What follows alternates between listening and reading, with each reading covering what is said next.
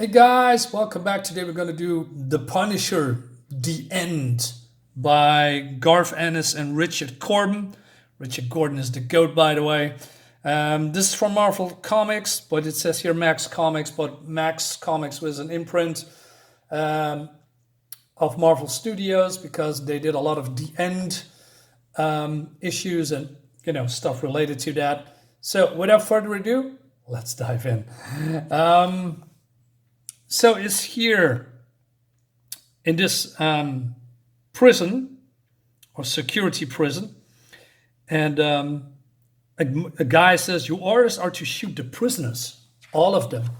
So it seems that the one who said it is the governor. The governor who wants to kill all of the people in there. Now, why? Well, it seems that World War III is coming and somebody pushed the button, and it has to do with North Korea, Iraq, Pakistan, China, America, I believe. And so basically he tells this guy that, there's going to be a war. And he says, "Why don't you have yourself a seat?" And this guy says, "There's no doubt. The order I've just given came from Albany. They wouldn't have done that unless the situation has been deemed irreversible. Dublin's peace talks can be restarted. Chinese want those tanks out of Burma. I don't know. We can have murders and dope dealers running loose in an atomic wasteland. That would be just plain untidy." So this guy grabs himself a bottle of whiskey and he says, the other one says, "Hey, how long? Maybe today, maybe tomorrow, who knows?" He says, go back to your family, Charlie." And he says, "My home is in Seattle, sir." "Okay, well, I'm going to stay here and have a drink. You're more than welcome to join me if you like." And then, well, we see this. So, yeah, the bombs are going off and it's too late. So then we go to the prison. So these guys are, killing, prisoners left and right. But this guy with the smoking cigar admits that there is also a secret, high security block here. And also that security block is also some kind of a bomb shelter. They built it long, long time ago. And they talk about a guy, that, they captured. And that guy just, was keeping, killing people left and right. And we all know who he's talking to. He said, so one of the guards says, "I've never been here before. This is fucking D block." "Oh yeah, faggots and kitty rapists and all the scum the rest of them would have eaten alive. And one motherfucker would kill every inmate we got. They hadn't shut him up here and there. Dude had his own private war and crime going on, vigilante shit. Must have took out like thousands, 30 or 40 years here out there, killing and killing and killing. Eventually it gets sold and they bust his ass and he winds up getting sent to us. Which got to be Christmas for the guy. He likes offing criminals and all of a sudden he got a captive audience. Start walking his way through them. 36 assholes in the morgue. Jesus Christ. The end has his first month. Everything tries to take him down. Muslims, Aryans, everyone. And he shivs and strangles every punk-ass son of a bitch they send. Oh, man, I love this dialogue. So they want to kill him, but then, I don't know, the bombs are going off and they have, kind of blackout. And, shit hits the fan, but then Punisher comes out. And so they're doing an escape. And this guy is called, I believe, Paris. And Paris says, "Frank, what the fuck have they done to the sky?" "Don't know for sure, but it looks like the clouds are burning." Yeah, I'm a big fan of Richard Corben. He did a lot of great stuff. I believe he passed away not long ago, but I'm not entirely sure. I believe he passed away. He did a lot of, fantasy stuff, horror stuff. What is that metal book? Jesus Christ. Heavy Metal. He did a lot of for that company. And he's a legend in my opinion. Check out his stuff online if you want to know what I'm talking about. So Frank says, "Hey, come along or just stay." And so Frank has some kind of radioactive meter, and he says, out there is where you're going to die in said 72 hours from the look of things. But we were down in the shelter almost a year. Take 1,000 years for background radiation to rub to safe levels. I told you that when you said you wanted to come with me. Move. Okay, so they're going from place to place, and basically, it's just the end of the world, and they know they're gonna die.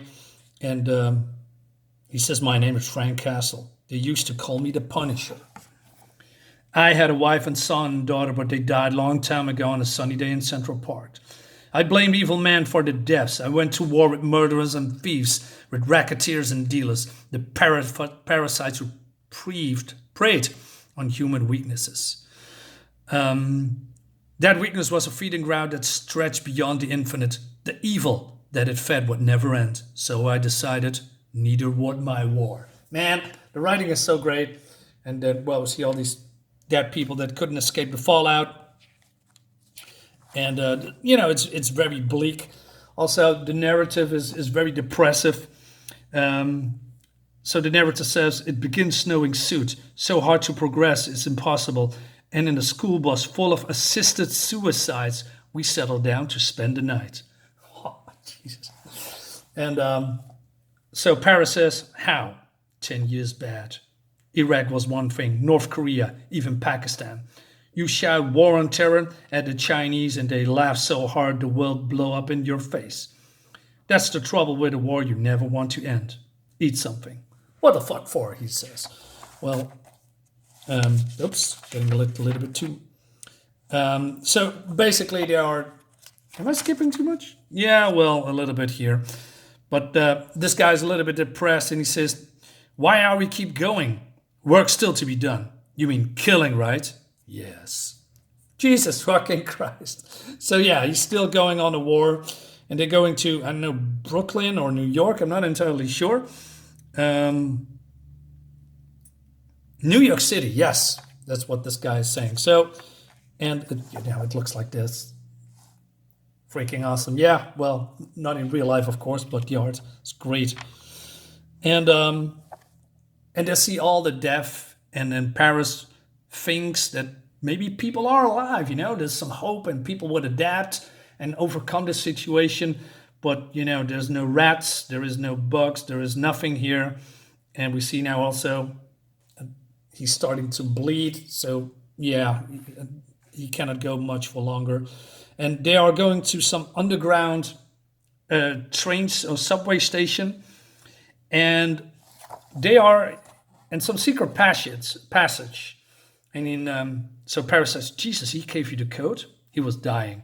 Now, who are they talking? Who is the guy that they are talking about? Well, we're going to reveal that a little bit later. So they're going in, and so Punisher says, "Be ready. The train gas kicks in as soon as the door closes." "What? What the fuck did you say?" says Paris, and then they are, I don't know, waking up later. And so there's a woman here. He says, "You're sick, very sick." "How long?" "Matter of hours." Wow. She says, "Walking around here unprotected, you simply absorb too much radiation. I had to sedate your companion. The pain was more than he could stand when he came around. I can handle it." And so there's also guards, and they basically want to know where he come from, etc., how they get the code. And basically he's going to be interrogated. And but she realizes, she thinks that this guy is one of them. And but then the Punisher just threatens her. He says, "I cut your suit open. You get what I've got. Call those two assholes here and now." And so she asks him also, "So are you one of us?" etc. And so he pushes her back, kills the other ones, and she says, he says to her, "Wake Paris." So she wakes up Paris. I feel like shit. "Look, what is it what you people want? We have food, we have plenty of space, but you're both going to be dead in the morning. I'm sorry, there's not absolutely nothing I can do. I can make you more comfortable. I can even, well, if you want, I can make it easier, but I simply cannot reverse the kind of tissue damage you suffered Attacking us doesn't make any sense. It's no good at all. And then he kills her and he says, well, she was part of it. Now let's go. And there's some guards. I love this shot. And now, quote, well, I'm reading what he says here. Once upon a time, there was a bunch of evil fucks. Hardly anyone knew because they were so good at keeping it quiet. But these particular evil fucks owned the world. And he's laying waste to these guys. So basically, they are, the ones that run the show, whispering stuff in the president's ears and other important people to do what they want, to run the world how they wanted it to run, etc., etc.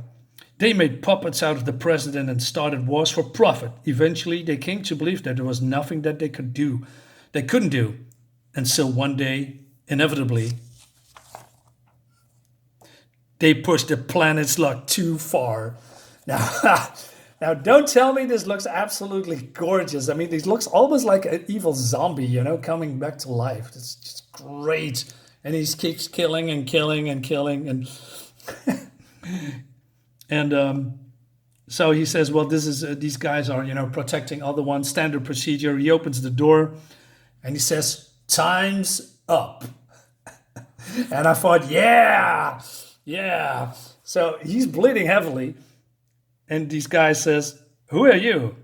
You people should have killed William Teacher. Oh, Christ. Who? The geek from MIT.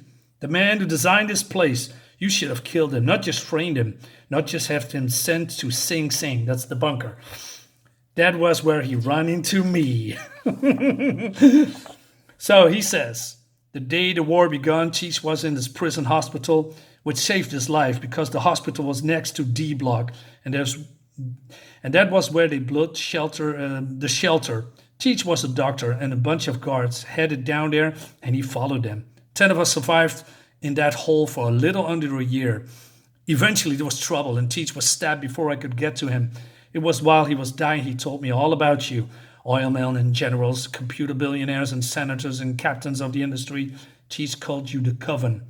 He said you wove a spell that lasted from the Second World War to the Third. You hired him to design the bunkers for you, one each in LA, Dallas, Washington, and New York City, nice and close when you needed them. Deep enough to survive a nuclear attack, capable of supporting life for over 100 years, each one containing a store of frozen human embryos provided by you and the scientific personnel you oversee them. You could sit out the war you knew was coming. The way you were running the world, you could stay down here and breed. And if the woman couldn't conceive, you knew you had a backup plan. One way or another, the future would be yours. Everyone else could burn. He's not done. So he says, Teach started having doubts about the ethics of it all. So you fired him. He kept asking questions, mentioned going to the media, so you framed him. No one would listen to him once he was in Sing Sing. But like I said, there was a mistake. He gave me the location to this place, the layout, the access codes. He has dozens stab wounds to the chest and abdomen. But he made himself live long enough to tell me everything. He knew I wait until the radiation levels dropped enough so I could make it to New York. Then I come down here and kill you all. And he says, who are you?